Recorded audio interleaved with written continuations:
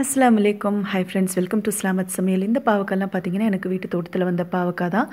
இதெல்லாம் பார்த்தீங்கன்னா இவ்வளோ பாவக்காவும் எனக்கு வீட்டில் வந்து 2லேருந்து 3 நாளைக்குள்ளே அவ்வளோ பாவக்காவும் தீந்துடும். அவ்வளோ சூப்பரான டிஷ்ஷஸ் இதை வச்சு பண்ணலாம். குழந்தைங்க எல்லாம் விரும்பி சாப்பிட்ற அளவுக்கு சூப்பரான டிஷ்ஷஸ் இதில் செய்யலாம்.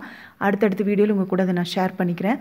இன்றைக்கி என்ன செய்கிறேன் அப்படிங்கிறது உங்கள் கூட வீடியோவில் ஷேர் பண்ணிக்கிறேன். வாங்க இப்போ வீடியோக்குள்ளே போகலாம். அதுக்கு நான் நம்ம சேனல் சப்ஸ்கிரைப் பண்ண எல்லாருக்கும் ரொம்ப தேங்க்ஸ். சப்ஸ்கிரைப் பண்ணாதவங்க இப்போ சப்ஸ்கிரைப் பண்ணிக்கோங்க.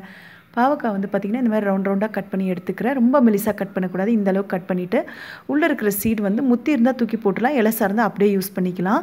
இப்போ இந்த பாவக்காய் கட் பண்ணியிருக்கிறதுல வந்து பார்த்திங்கன்னா ஒரு அரை லெமன் மட்டும் நான் பிழிஞ்சிக்கிறேன். பிழிஞ்சிட்டு எல்லா பக்கமும் சேர மாதிரி ஜஸ்ட் அதை பெசரி விட்டுக்கலாம். கூட ஒரு 2 டேபிள் ஸ்பூன் அளவுக்கு தயிர் இதையும் சேர்த்துட்டு, ஒரு டேபிள் ஸ்பூன் அளவுக்கு தாராளமாக இஞ்சி பூண்டு பேஸ்ட்டு சேர்த்துட்டு, கூடவே 2 ஸ்பூன் அளவுக்கு சிக்கன் 65 மசாலா இருக்கு இல்லையா, அது சேர்த்துக்கலாம். காரம் இது அதிகமாக இருக்கும். ஸோ உங்களுக்கு காரம் எந்த அளவுக்கு வேணுமோ அந்தளவுக்கு பார்த்து இது கலந்துக்கலாம்.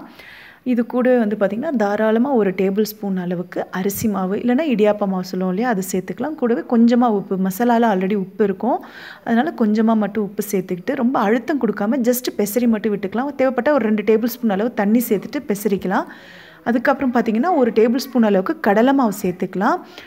சேர்த்துட்டு ரொம்ப அழுத்தம் கொடுத்து எதையும் பிசையக்கூடாது. லேசாக பெசரி தான் விடணும். ஏன்னா பாவக்காய் உடஞ்சிராமல் இருக்கணும். இந்த மாதிரி முழுசாகவே இருக்கணும்.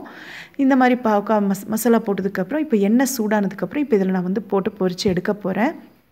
பார்த்திங்கன்னா மசாலாவும் பிரியாமல் அழகாக பொரிஞ்சு சூப்பராக வரும். 100% பர்ஃபெக்டாக வரும். இப்போ நான் சொன்ன மாதிரியே நீங்கள் ட்ரை பண்ணிங்கன்னா இது பொரியறதுக்கு 1லேருந்து 1.5 நிமிஷமே போதும். அதுக்குள்ளே 2 பக்கமும் நம்ம திருப்பி போட்டு சூப்பராக பொரித்து எடுத்துடலாம்.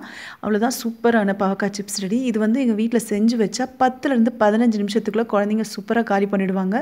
இந்த மாதிரி செஞ்சிங்கன்னா அடிக்கடி பாவக்காய் வந்து இந்த மாதிரி குழந்தைங்க செஞ்சு தர சொல்லி கேட்பாங்க. பாவக்காய் வந்து வேண்டான்னு சொல்லவே மாட்டாங்க. ஏன்னா இது எங்கள் வீட்டில் அனுபவத்தில் நான் சொல்கிறது, குழந்தைங்க சாப்பிட்டு நல்லா இருக்குன்னு சொன்னதுனால 100% சூப்பராக இருக்கும்.